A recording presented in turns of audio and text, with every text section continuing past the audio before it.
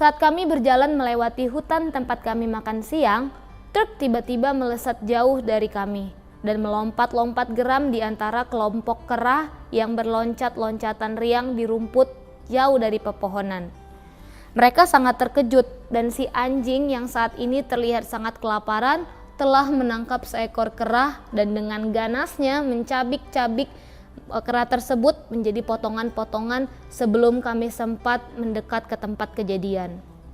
Korbannya yang malang adalah induk dari seekor kera mungil yang sedang berada di punggung ibunya saat si anjing melompat ke arahnya.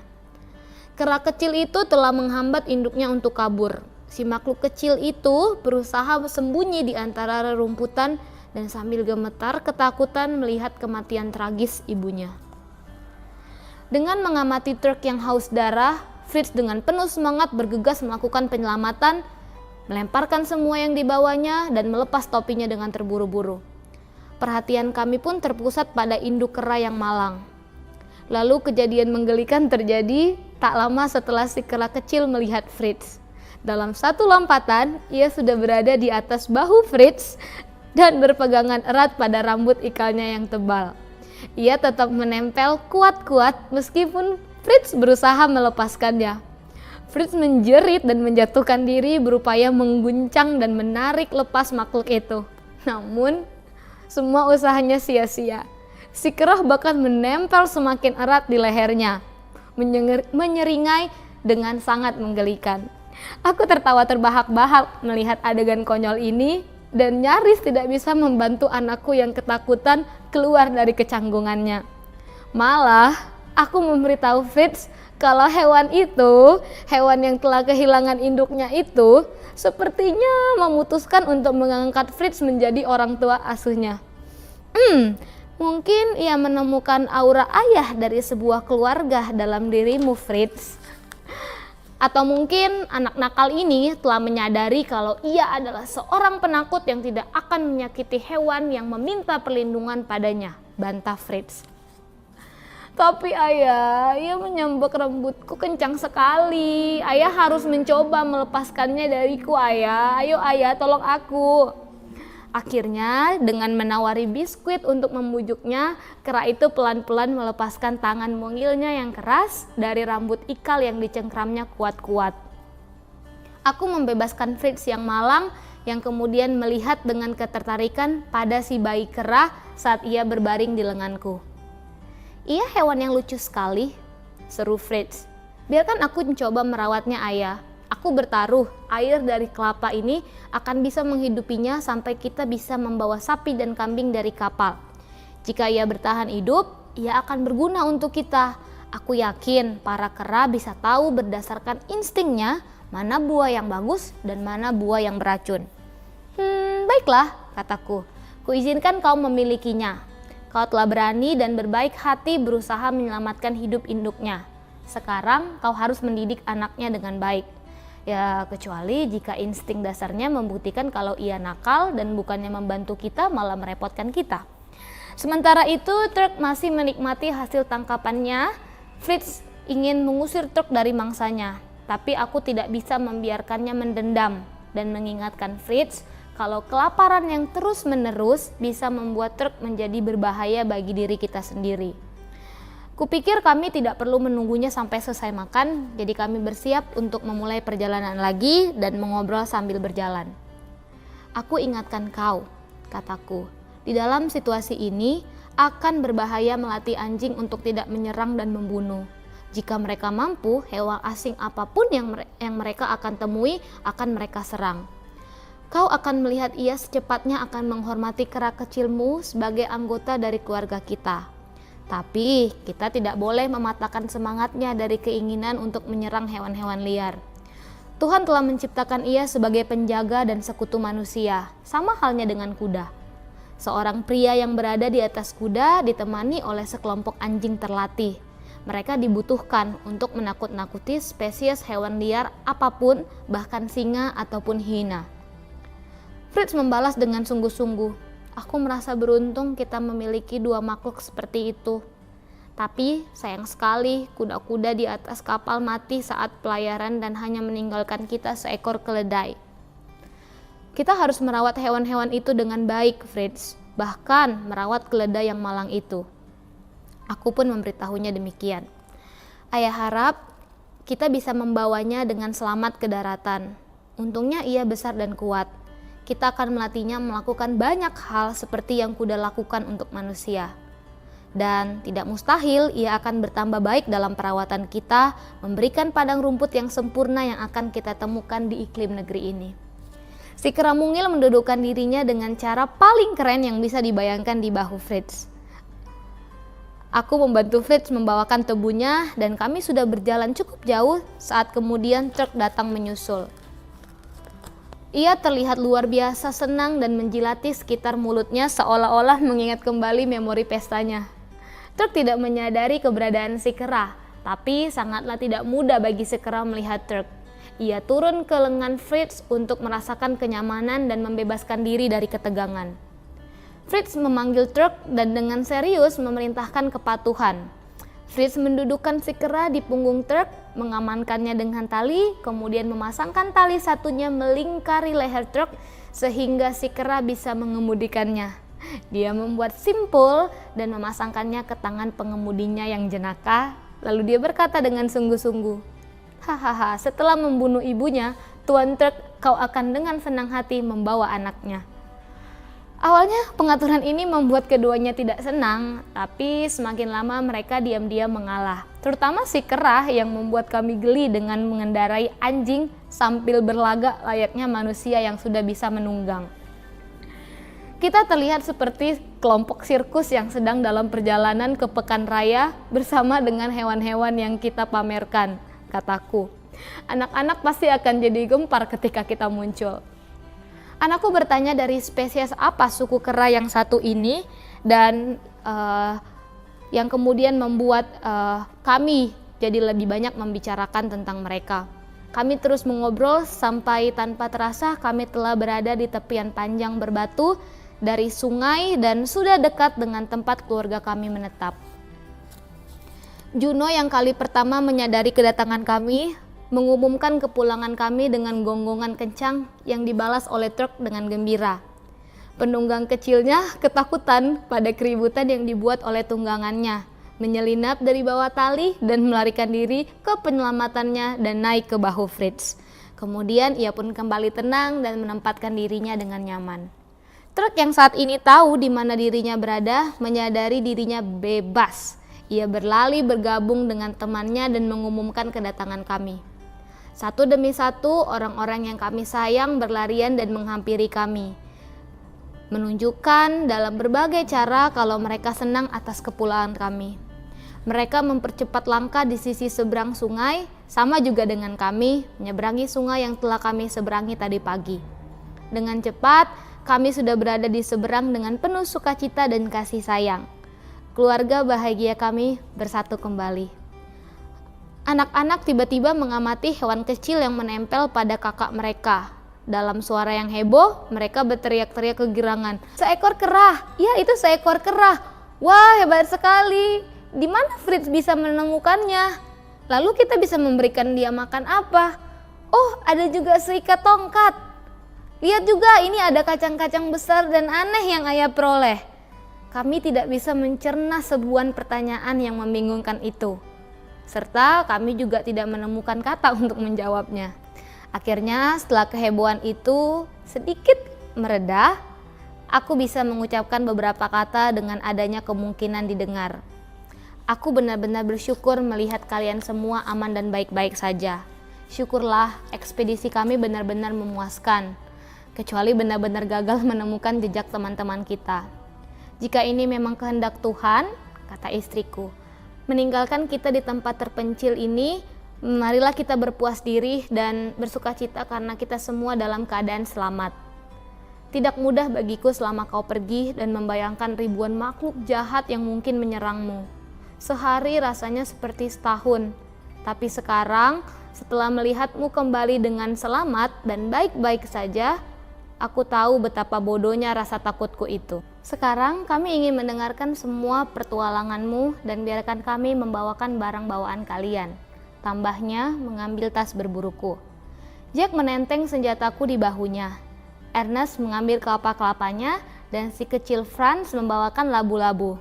Fritz membagikan tebu ke saudara-saudaranya dan memberikan senjatanya kepada Ernest, lalu mendudukkan kembali si kera di atas punggung truk. Ernest selalu sadar kalau barang bawaan yang Fritz berikan kepadanya terlalu berat. Ibunya mengamati lalu menawarkan untuk berbagi bawaan dengannya. Dengan senang hati dia memberikan kelapa-kelapa itu. Tapi tak lama setelah dia melakukannya, kakaknya berseru. "Hei Ernest, kau sungguh tidak tahu apa yang telah kau serahkan. Kau sungguh-sungguh bermaksud menyerahkan kelapa-kelapa bagus itu tanpa menyicipinya." "Apa? Hah? Apa itu benar-benar kelapa?" seru Ernest. "Kupikir itu mangkuk."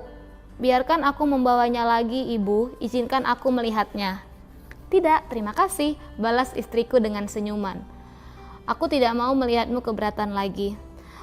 Tapi aku hanya harus menyingkirkan tongkat-tongkat ini yang sepertinya juga tidak berguna, dan aku bisa kok membawanya dengan mudah, Bu."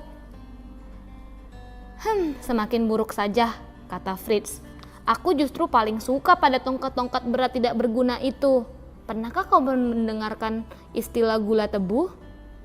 Belum selesai Fritz mengucapkan kalimat itu, Ernest sudah mengisap ujung tebu dengan penuh semangat. Namun ternyata upaya Ernest tidak berhasil. "Sini," kata Fritz, "aku menunjukkan kepadamu triknya." Lalu dengan cepat dia membuat adik-adiknya berhasil mengeluarkan air tebu yang lezat.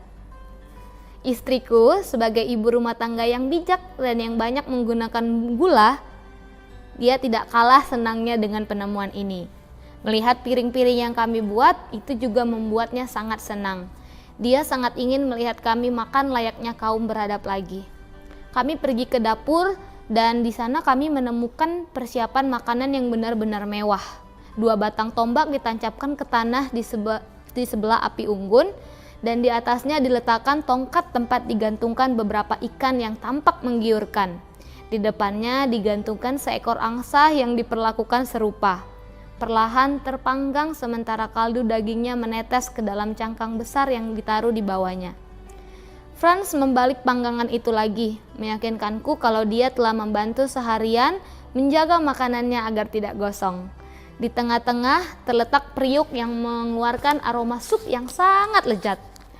Untuk melengkapi hidangan ini, berdiri sebuah tong terbuka berisi keju Belanda. Semua ini sangat sedap bagi 2 petualang yang kelaparan. Aku baru saja hendak memohon kepada istriku untuk menghemat unggas sampai persediaan kami bertambah, ketika dia yang mengetahui pikiranku secepatnya menenangkan kekhawatiranku. "Itu bukan unggas kita," katanya. "Itu adalah burung liar yang ditangkap oleh Ernest." "Ya," kata Ernest, "ini seekor penguin. Menurutku ia membiarkanku berada cukup dekat dengannya, jadi aku memukul kepalanya dengan tongkat. Ini kepala dan kaki yang kusimpan untuk kutunjukkan kepada ayah. Paruhnya seperti yang ayah lihat, runcing dan melengkung ke bawah, sedangkan kakinya berselaput. Ia memiliki sayap kecil yang tidak bisa digunakan, dan matanya terlihat serius dan tenang saat menatapku, sehingga aku merasa malu telah membunuhnya. Kelihatannya ia tidak memiliki kepintaran, jadi aku pun mampu membunuhnya dengan sekali pukul menggunakan tongkatku. Apa menurut ayah ini penguin?" Aku tidak yakin, anakku. Aku baru akan mengatakan sedikit mengenai kebiasaan-kebiasaan burung itu saat istriku menyelaku dan meminta kami bergabung untuk makan malam dan melanjutkan perbincangan kami tentang sejarah alam pada lain waktu. Fritz saat ini sekonyong-konyong mengambil minuman anggurnya yang lezat, lalu mengeluarkannya dari tempat minum, meminta ibunya mencicipinya. "Coba kau yang mencicipinya lebih dulu," kataku. Fritz pun melakukannya dan aku langsung tahu dari raut wajah Fritz kalau minuman keras itu telah melewati tahap pertama fermentasinya dan telah menjadi cuka. "Tidak apa-apa, anakku," kata istriku yang bijaksana setelah ia memahami alasan dari wajah masamnya. "Kita sudah punya minuman anggur, tapi tidak punya cuka. Jadi aku sangat senang dengan cuka yang dihasilkan dari minuman ini. Jika dicampurkan dengan lemak yang berjatuhan dari pembakaran burung kita, itu akan menghasilkan saus yang lezat seperti salad." Dan memang terbukti, cuka itu membantu mengurangi rasa aneh dan amis si penguin serta memperlezat rasa ikannya. Kami pun membagi hidangan yang mengundang selera itu sama rata. Peralatan makan dari labu yang kali pertama digunakan juga dibagikan dengan adil. Aku menyiapkan kelapa sebagai hidangan penutup. "Ini ada makanan yang lebih enak untukmu, kawan kecil," kataku kepada Fritz yang sedang berusaha dengan sia-sia membujuk si kera untuk mencicipi secuil makanan lezat yang sedang kami makan. Hewan kecil yang malang terbiasa tidak makan apa-apa selain susu ibunya. Aku tertarik mengamati salah satu dari jenismu. Lalu setelah mengambil air buah itu dari lubang-lubang yang sudah ada, dengan hati-hati aku memotong batoknya menjadi 2 sehingga menghasilkan beberapa wadah yang dapat digunakan. Si kera tampak sangat puas dengan air itu dan dengan semangat menyedot ujung sapu tangan yang telah dicelupkan ke air. Matahari dengan cepat tenggelam di belakang garis cakrawala. Unggas-unggas kami bergegas tidur pada malam hari, mengingatkan kalau kami pun harus mengikutinya. Setelah memanjatkan doa, kami berbaring di tempat tidur. Si kera meringkuk di antara Jack dan Fritz, dan kami semua tertidur dengan cepat. Namun kami tidak bisa menikmati istirahat yang panjang. Sebuah gonggongan kencang dari kedua anjing kami yang berjaga-jaga di luar tenda membangunkan kami. Ditambah lagi dengan suara unggas-unggas yang berkotek dengan ribut memperingatkan kami kalau ada musuh yang datang mendekat. Fritz dan aku melompat bangun, lalu bergegas menyambar senapan. Kami segera keluar dan menemukan pertempuran yang sangat gawat sedang berlangsung. Anjing-anjing kami yang gagah dikerubuti oleh selusin, bahkan lebih anjing hutan yang besar. Mereka bertempur dengan gagah berani. 4 anggota kawanan anjing hutan itu telah mati. Tapi rupanya kematian kawan-kawannya tidak membuat yang lain gentar. Fritz dan aku menembakkan peluru ke beberapa kepala serigala dan sisanya kabur terbirit-birit. Turk dan Juno tidak membiarkan mereka melarikan diri dengan mudah. Kedua anjing itu mengejar, menangkap, dan menghabisi anjing-anjing yang lain. Tampaknya kedua anjing kami tidak mempedulikan hubungan spesies mereka yang masih dekat. Fritz ingin menyelamatkan satu dari anjing hutan itu sehingga dia mungkin bisa membujuknya kepada saudara-saudaranya pada pagi hari. Fritz menyeret satu anjing hutan yang tertembak di dekat tenda lalu menyimpannya. Dan kami kembali lagi ke tempat tidur. Aku mengingatkannya, jika Turk dan Juno masih lapar, kami harus memberikan anjing yang tersisa itu kepada mereka. Tapi kedua anjing itu sepertinya sudah kenyang dan mereka pun meringkuk tidur. Kami tidur dengan tenang dan nyenyak. Aku dan istriku terbangun tatkala mendengar ayam jantan berkokok keesokan paginya. Aku memperhatikan istriku dan tidak melihat adanya kecemasan terhadap kesulitan dan kerja keras yang kami akan lakukan hari ini. Pertama-tama kita harus melakukan perjalanan ke kapal. Ini adalah kebutuhan mutlak jika kita tidak ingin kekurangan ternak dan barang-barang berguna lainnya. Kita harus segera melakukannya karena badai bisa saja datang sewaktu-waktu dan melenyapkan mereka. Tapi apa yang sebaiknya kita prioritaskan? Contohnya, haruskah kita utamakan mencari tempat menetap yang lebih baik dan lebih aman dari hewan-hewan liar dan juga tempat yang terpisah untuk tempat tinggal kita? Aku sendiri benar-benar tidak tahu mana yang harus dilakukan terlebih dahulu. Kembali ke kapal tentunya, jawab istriku dengan ceria. Kesabaran, kedisiplinan, dan ketekunan akan membantu kita melewati semua pekerjaan ini. Dan aku setuju denganmu kalau kembali ke kapal adalah hal utama yang harus kita lakukan. Ayo kita bangunkan anak-anak dan mulai merencanakan pekerjaan tanpa perlu menunggu lagi. Secepatnya anak-anak bangun. Fritz yang mampu mengatasi kantuknya lebih dulu daripada saudaranya yang lain berlari untuk melihat anjing hutannya. Anjing itu jadi dingin dan kaku karena udara malam, dan dia menaruh anjing itu di dekat kaki di depan tenda. Lalu dalam sikap yang penuh semangat, dia berdiri untuk melihat respons keluarganya. Turk dan Juno yang kali pertama melihat kehadiran musuhnya menggeram tanpa cenderung ingin menghabisinya seperti mereka menghabisi teman-temannya semalam. Tapi Fritz menyuruh mereka untuk menyingkir. Suara berisik yang dibuat para anjing menyebabkan anak-anak yang lebih mudah keluar. Mereka ramai berteriak saat melihat hewan aneh ini. "Anjing berwarna kuning," jerit Franz. "Bukan, itu serigala," seru Jack. "Itu rubah belang," kata Ernest.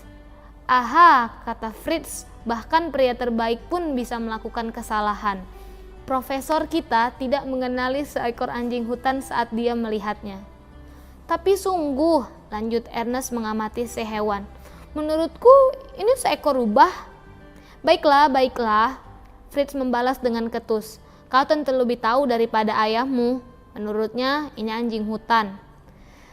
"Ayolah anak-anak," kataku, "tidak ada lagi pertengkaran. Tidak ada satupun dari kalian yang benar-benar salah. Anjing hutan termasuk ke dalam 3 jenis spesies itu: anjing, serigala, dan rubah." Si kera keluar dan naik ke bahu Jack, tapi tidak lama setelah melihat si anjing hutan, ia dengan tergesa-gesa melompat dan lari kembali ke dalam tenda, lalu menyembunyikan dirinya sampai benar-benar tidak terlihat. Tapi ujung hidungnya masih sedikit terlihat. Jack menenangkan dan membuat nyaman si hewan kecil yang ketakutan itu. Kemudian aku memerintahkan mereka untuk berdoa. Usai berdoa, kami memulai sarapan. Setelah makan malam mewah semalam, sekarang kami hanya mendapat biskuit yang sangat kering dan keras. Kami tidak mampu menelannya banyak-banyak. Fritz dan aku mengambil keju agar lebih mudah menelannya, sementara istriku dan anak-anak yang lebih muda melakukannya dengan menenggak air. Ernest menjelajah ke pantai dan mencari kerang-kerangan. Kemudian ia kembali dengan beberapa kerang. Kalau saja kita punya mentega." "Anakku yang baik," aku membalas. "Kata-kata kalau sajamu itu benar-benar menggangguku. Ayah lebih baik makan sedikit keju dengan biskuit sekaligus daripada mengikirkan kalau saja yang membuat kita merasa kekurangan atas makanan yang ada." "Mengapa kau tidak duduk saja dan makan kejunya seperti kami?" "Tidak sampai aku mendapatkan mentega," katanya. "Lihat ini ayah," dia menunjuk sebuah tong besar. Barel itu berisi mentega asin yang sempurna.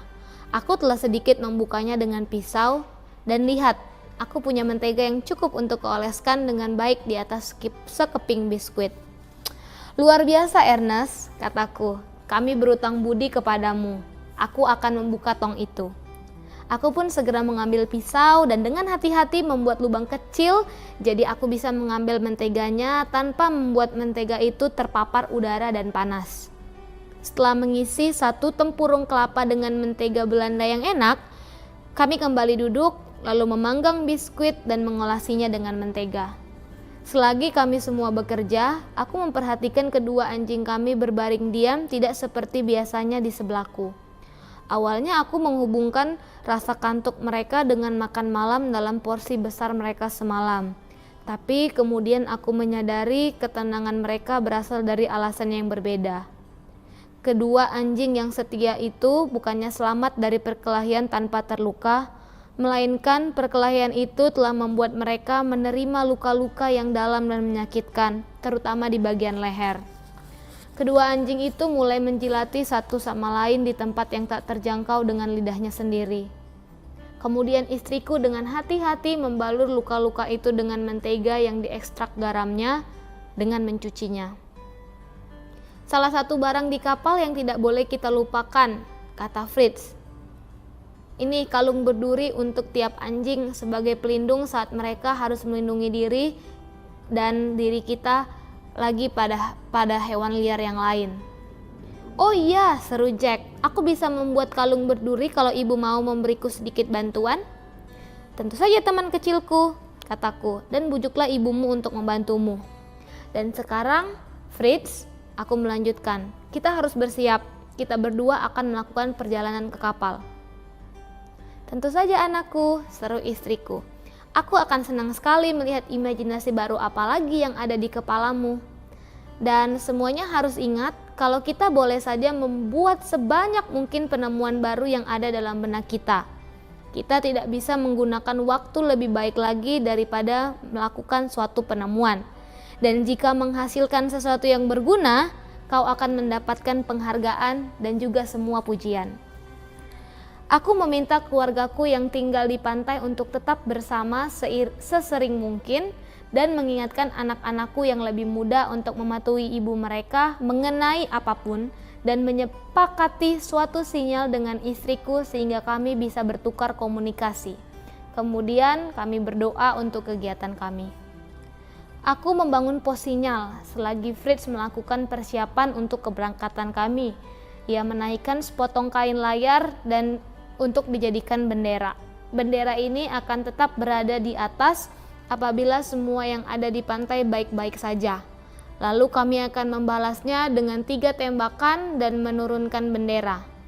Saat semuanya siap, aku mengingatkan istriku kalau kami bisa saja tetap berada di kapal sepanjang malam. Kami mengucapkan salam perpisahan dengan lembut, lalu naik ke perahu. Kami tidak membawa apa-apa selain senapan dan amunisi. Jadi kami bisa menyisakan tempat seluas mungkin untuk tempat penyimpanan muatan dalam jumlah besar. Fritz memutuskan untuk membawa kera kecilnya, jadi dia harus mencari susu secepatnya. Kami belum jauh dari pantai saat aku melihat ada arus sungai yang mengalir langsung ke arah kapal. Dan meskipun pengetahuan bahariku tidak terlalu baik, aku berhasil mengarahkan perahu ke arus sungai yang menyenangkan itu, yang akan membawa kami hampir 3/4 jalan lintas kami dengan sedikit atau sama sekali tidak menyulitkan kami. Lalu, berkat arus derasnya, kami berhasil mencapai jarak tersebut dan memasuki kapal melalui jalan tembus. Kami bersyukur dapat mempercepat laju perahu dengan berhasil naik ke atas kapal. Perhatian pertama kami adalah melihat para hewan yang menyambut kami dengan sukacita. Dengan lenguhan, jeritan, dan embikan ketika kami mendekat. Bukan karena hewan-hewan malang itu kelaparan, makanan sih tersedia, melainkan karena mereka senang dengan kehadiran manusia. Kami memindahkan makanan yang sudah basi dan menambahkan makanan yang baru bersama dengan airnya. Lalu Fritz menaruh si kera di bawah salah satu kambing dan hewan kecil itu langsung mengisap susu dengan rakus, mengoceh dan menyeringai sepanjang waktu. Setelah menyediakan makanan untuk si kera, kami menyegarkan diri dengan makanan yang berlimpah. Sekarang banyak yang harus kita lakukan, kataku. Menurutmu kita mulai dari mana? Mari kita pasang tiang dan layar di perahu kita, jawab Fritz. Dengan arus yang terus membawa kita keluar jalur, perahu ini tidak akan mampu membawa kita kembali. Berbeda dengan embusan angin segar yang kita temui sekarang. Dengan sangat tersujud, aku pun menuntut penjelasan. Apa yang membuatmu berpikir seperti itu di saat kritis seperti ini? Di saat kita memiliki banyak kewajiban yang harus dilakukan, Fritz. Sebenarnya, aku telah kepayahan mendayung sejak tadi, katanya. Tapi aku masih bisa melakukannya dengan cadangan tenaga yang ada. Aku memperhatikan kalau angin bertiup kencang di wajah kita ke arah daratan, ketika arus masih terus membawa kita keluar jalur. Sekarang, karena arusnya tidak berguna selama perjalanan pulang, aku berpikir kalau kita mungkin bisa memanfaatkan angin tersebut.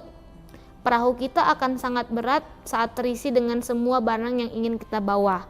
Dan aku khawatir perahu ini tidak akan cukup kuat untuk kembali ke daratan. Kau memiliki alasan yang bagus, anakku, balasku. Jadi, mari kita mulai bekerja sekaligus. Meski begitu, kita harus menjaga agar perahu tidak berlebihan beban sehingga kita beresiko tenggelam dan terpaksa membuang persediaan ke laut. Aku memilih sebuah tiang panjang untuk dipasang menjadi tiang kapal dan membuat lubang pada sebuah plang yang dipaku melintang ke salah satu tong dengan bantuan tali dan beberapa blok. Aku memijakkan kaki di atasnya dan memastikannya aman.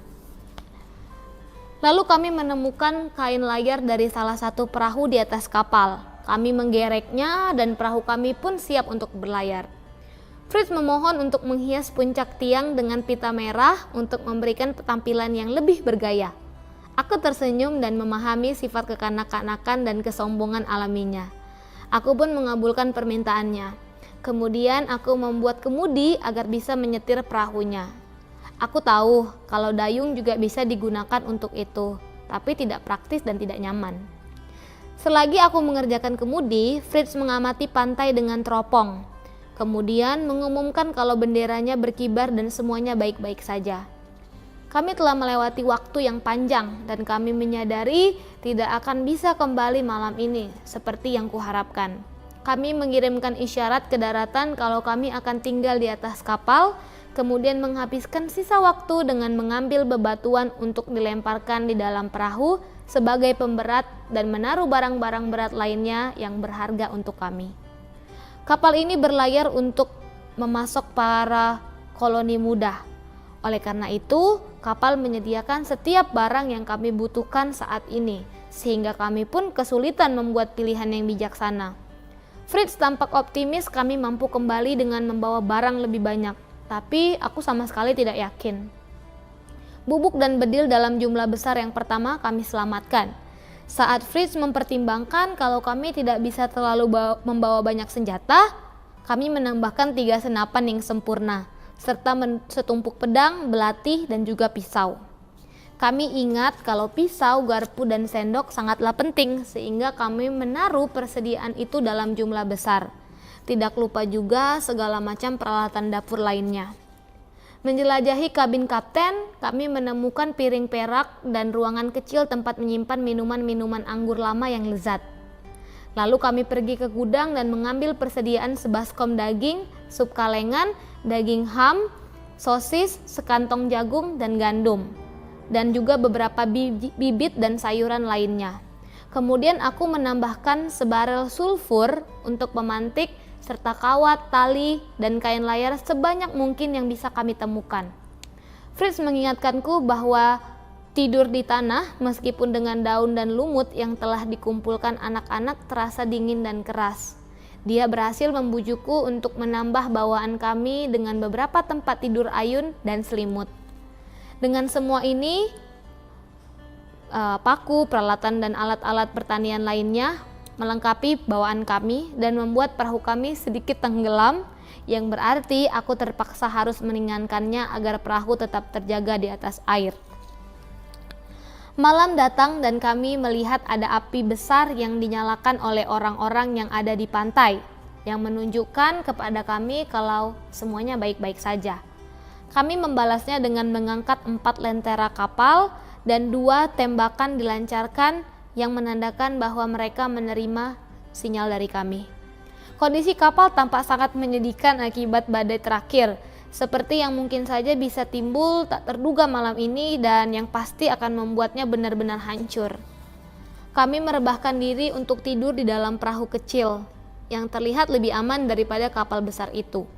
Lalu kami pun berdoa dengan sepenuh hati untuk keselamatan orang-orang yang kami sayang yang ada di pantai. Kami pun pergi tidur dan tidak membutuhkan waktu lama untuk membuat Fritz tertidur. Aku tidak bisa tidur selama beberapa saat. Pikiran akan istri dan anak-anakku yang sendirian dan tanpa perlindungan hanya dijaga oleh 2 anjing hebat mengganggu istirahatku. Malam hari yang panjang pun terlewati. Fritz dan aku bangun pada dini hari dan pergi ke geladak.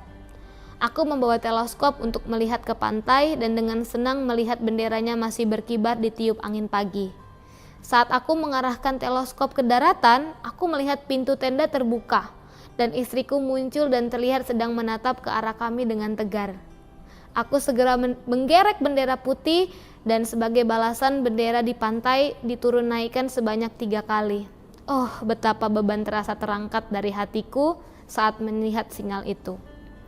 Fritz, sekarang setelah aku dapat melihat ibumu, perhatianku selanjutnya adalah para hewan di kapal, kataku. Ayo kita berusaha menyelamatkan nyawa paling tidak beberapa dari mereka dan membawa mereka bersama dengan kita. Mungkin kita bisa membuat perahu, Fritz menyarankan, lalu naikkan mereka semua ke dalamnya dan membantu mereka ke pantai dengan cara itu. Tapi bagaimana cara kita membujuk sapi, keledai, dan babi untuk naik ke atas perahu dan menjaga mereka untuk tenang dan diam? Domba dan kambing mungkin akan lebih mudah untuk dipindahkan karena sifat mereka lebih jinak. Tapi untuk hewan-hewan yang lebih besar, aku benar-benar tidak tahu bagaimana cara memindahkannya. kita bisa mengikatkan seutas tali panjang mengelilingi leher babi, Fritz mengusulkan, dan melemparkannya langsung ke laut. Tubuhnya yang sangat besar tentu akan menyokong tubuhnya di atas air, dan dengan tali kita bisa menariknya dengan perahu. Wah, ide yang sempurna, aku membalas. Tapi sayangnya cara ini tidak bisa dilakukan pada hewan lain kecuali si babi. Dan ia satu-satunya yang paling tidak kuperhatikan kelestariannya. Sesungguhnya aku punya ide untuk memindahkan mereka, tapi aku ingin membiarkan Fritz menemukan solusinya sendiri. Ya, kata Fritz, aku bisa memikirkan cara lain. Kalau tidak, kita bisa membuatkan mereka semacam pelampung, seperti yang ayah buat untuk anak-anak. Sungguh anakku, idemu itu sangat berharga. Aku serius. Aku pun melanjutkan saat aku melihatnya tersenyum. Kita bisa membawa semua hewan ke pantai dengan cara itu. Jadi, setelah mengatakannya, aku menangkap seekor domba yang berbulu lebat dan mulai menjalankan rencana kami. Pertama-tama, aku memasangkan sehelai kain linen lebar mengelilingi perutnya dan ke dalamnya aku pasangkan beberapa gabus dan kaleng kosong. Lalu dengan bantuan Fritz, aku melempar hewan itu ke laut. Ia tenggelam, tapi dengan cepat muncul ke permukaan dan mengapung dengan sangat baik. Hore, tekik Fritz, kita akan melakukannya pada semua hewan. Lalu kami dengan cepat menangkap hewan lainnya dan mempersiapkan mereka satu persatu dengan alat yang serupa. Sapi dan keledai lebih menyusahkan kami dibandingkan dengan yang lainnya. Untuk mereka, kami membutuhkan sesuatu yang lebih mengapung daripada gabus. Akhirnya kami menemukan beberapa tong kosong dan memakaikan 2 tong untuk setiap hewan dengan tali dari kulit melewati bawah perutnya. Semua selesai, semua kawanan sudah siap untuk berangkat, dan kami pun membawa keledai ke salah satu pintu gerbang untuk menjadi yang pertama untuk diluncurkan. Setelah beberapa manuver, kami berhasil membuatnya ke dalam posisi yang mudah dan kemudian menopangnya dengan tong-tong, menyembulkan kepala dan punggungnya dari air. Sapi, domba, dan kambing mengikuti kami satu persatu, dan kemudian si babi masih tetap di kapal sendirian.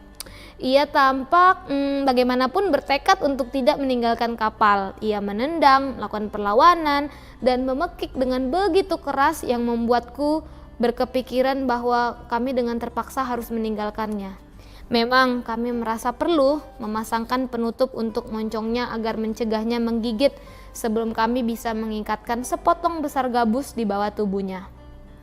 Akhirnya, setelah mendapat banyak kesulitan, kami berhasil membawanya keluar dari pintu gerbang menyusul yang lain. Dan segera setelah masuk ke dalam air, seperti layaknya tenaga seorang wanita tua, ia dengan cepat menyusul hewan-hewan yang lain dan menjadi yang pertama mencapai ke pantai. Kami mengikatkan tanduk atau leher setiap hewan dengan tali yang mengapung dan dihubungkan ke ujung perahu, lalu kami naik ke perahu. Kami mengumpulkan semua barang yang mengapung ini, mengembangkan kain layar dan mengemudikan perahu ke pantai. Menarik kawanan mengikuti kami. Aku melihat saat ini bagaimana mungkin kami bisa berhasil melakukan usaha kami ini tanpa bantuan layar. Bobot-bobot barang membuat kami tenggelam begitu rendah di dalam air sehingga sekuat apapun kami mendayung tidak akan mungkin sampai ke jarak sejauh itu. Tapi berkat adanya layar, perahu melaju dengan sangat memuaskan sehingga kami bisa mengambil beberapa biskuit dan menikmati makan siang kami.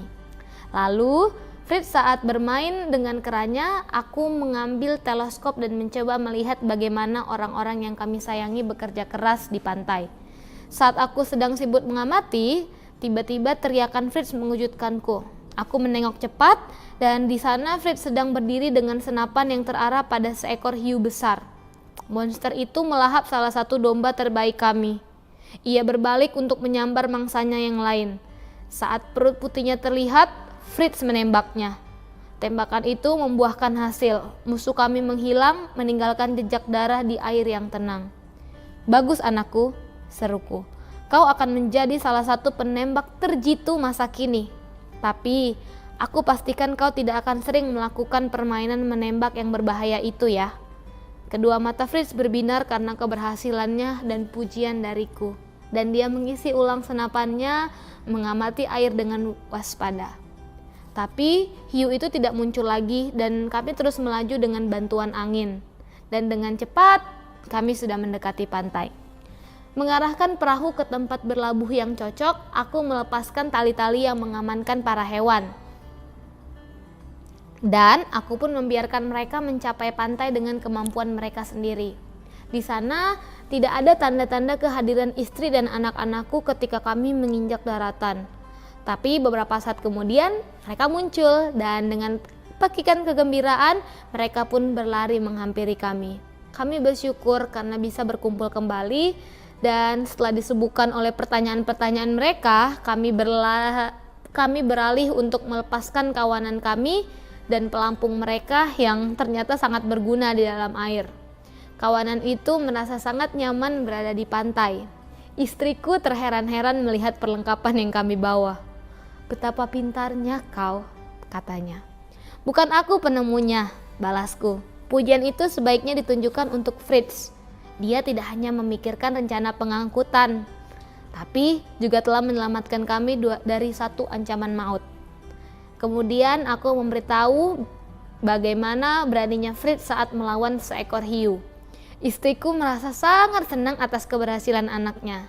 Tapi kemudian menyatakan bahwa dia akan merasa lebih takut daripada sebelumnya jika kami melakukan perjalanan lagi ke kapal, mengetahui ada sejenis ikan buas yang mendiami perairan itu. Fritz, Ernest, dan aku mulai bekerja membongkar perahu kami, selagi Jack yang melihat si keledai malang yang masih tersangkut di pelampungnya mencoba membebaskannya. Tapi si keledai tidak bisa berdiri tenang dan jari-jari kecil anakku tidak cukup kuat untuk melepaskan tali-tali itu. Akhirnya dia memanjat dengan susah payah ke punggung si keledai dan mendesakkannya dengan tangan dan kaki, membuatnya berlari menuju kami. "Ayolah anakku," kataku, "tidak ada yang boleh menganggur di sini, bahkan untuk sedetik pun. Kau bisa berlatih menunggang setelah ini. Turun dan kemarilah membantu kami." Jack secepatnya turun, "Tapi aku sama sekali tidak menganggur seharian," katanya. "Lihat ini." Dia menunjuk pada sabuk yang dilingkarkan di pinggangnya. Itu adalah sabuk dari kulit berwarna kuning yang besar, tempatnya menyelipkan beberapa pistol dan sebilah pisau di dalamnya. "Dan lihat apa yang telah kubuat untuk anjing kita," dia menambahkan. "Sini Juno, Turk." Kedua anjing itu melompat menghampiri untuk memenuhi panggilannya dan aku melihat mereka masing-masing memakai kalung dari kulit yang sama, yang dipasangkan beberapa paku yang membalut leher mereka dengan cara yang paling tangguh. "Wow, bagus sekali, benar-benar bagus anakku," pujiku. "Tapi dari mana kau mendapatkan bahan-bahannya dan siapa yang membantumu?" "Kecuali bagian menjahitnya," kata istriku. "Dia mendapat sedikit bantuan dan untuk bahan-bahannya anjing hutan milik Fritz telah memberi kami kulitnya. Dan jarum-jarum dan benang-benang itu keluar dari tasku yang istimewa." Coba kau pikirkan sejenak betapa banyaknya barang berguna yang keluar dari dalam satu tas. Kau tahu sudah kewajiban dan sifat dasar wanita untuk memperhatikan hal-hal sepele. Fritz ternyata tidak menyetujui penggunaan kulit anjing hutannya dan menutup hidungnya meminta adiknya tetap menjaga jarak. Sungguh Jack," katanya. "Seharusnya kau membersihkan kulitnya lebih dulu sebelum menggunakannya. Baunya benar-benar menjijikan. Jangan dekat-dekat aku." "Bukan kulitnya yang bau," sangkal Jack. "Bau itu berasal dari anjing hutan menjijikan yang kau tinggalkan di bawah terik matahari." "Sudah anak-anak," kataku, "jangan bertengkar di sini. Jack, maukah kau membantu saudaramu menyeret bangkai itu ke laut? Dan kalau sabukmu memang bau, kau harus melepasnya dan mengeringkannya dengan lebih baik." Anjing hutan itu pun diseret ke laut, kemudian kami menuntaskan pekerjaan membongkar perahu. Setelah selesai membongkar, kami berjalan ke tenda dan menemukan tidak ada persiapan makan malam di sana. Aku berkata, "Fritz, ambil daging ham." "Ernest," kata istriku tersenyum, "mari kita lihat apakah kita bisa menyulat beberapa telur." Fritz mengeluarkan daging ham yang menggiurkan dan membawanya kepada ibunya dengan penuh kemenangan. Sementara Ernest menaruh selusin bola putih dengan sesuatu yang mirip perkamen melapisinya di depan kami. "Telur kura-kura," kataku. "Bagus Ernest, dari mana kau mendapatkannya?" "Soal itu," jawab istriku, "izinkan kami menceritakan selengkapnya tentang perjalanan yang berhubungan dengan petualangan kami. Sekarang kita akan melihat apa yang bisa dilakukan telur-telur ini untuk makan malam. Dengan telur-telur dan ham, kurasa kita tidak akan kelaparan." Kami meninggalkan istriku untuk menyiapkan makan malam dan kembali ke pantai untuk mengambil barang bawaan yang kami tinggalkan di sana. Kemudian mengumpulkan kawanan hewan kami, lalu kami kembali ke tenda. Hidangan yang telah menanti kami tidak tampak seperti makan malam yang pernah kami nikmati, dan istriku menghias meja dari papan yang diletakkan di atas 2 tong. Di atas meja dibentangkan taplak putih dari kain sutra. Di atasnya diletakkan pisau, garpu, sendok, dan piring untuk setiap orang. Semangkuk sup lezat yang pertama dihidangkan, diikuti dengan omelet yang sangat enak, lalu potongan ham. Disusul dengan beberapa keju Belanda, mentega, dan biskuit dengan sebotol minuman anggur milik kapten yang melengkapi jamuan kami.